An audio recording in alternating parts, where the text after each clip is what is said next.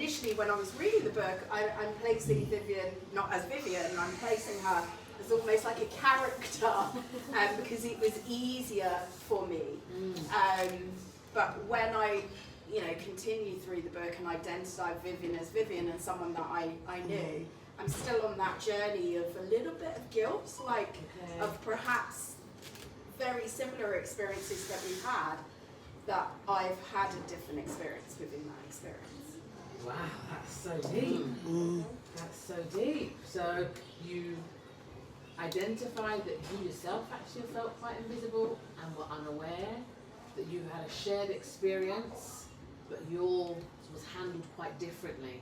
And actually that created a sense of guilt to the point where you almost kind of depersonalized Vivian in the book. Like, it's not really Vivian, she's just telling somebody else's story who I've never met. And then have gone back to now thinking, oh my God, this is actually her. Yeah, so interesting. Thank you so much for sharing that. Thank you. And I'd like to ask you the same question, Hanifa. What does the phrase "the invisible girl," what does that mean to you? What does that evoke, personally, professionally? And so, for me, the invisible girl evokes the experience of two key things I'm going to share. The experience of many women who remain invisible from childhood, as I said earlier, from childhood into their adulthood and later life. And some never become seen, they feel.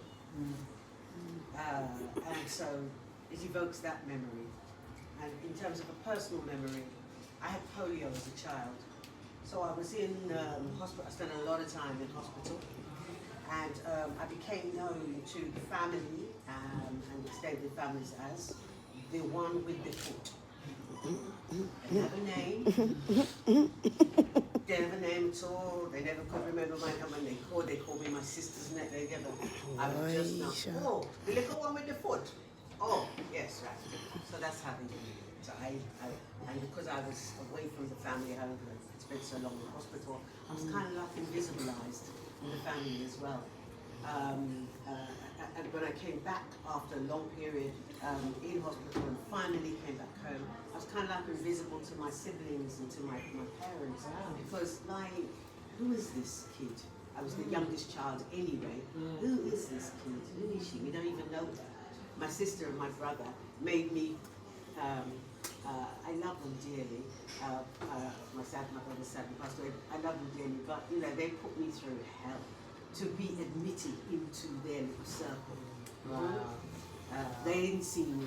They didn't want to see me, I don't think. So, coming back to the story, the invisible girl and what it is evoked for me is that sense of women in particular, but people in general, being invisibilized by the world for whatever reason.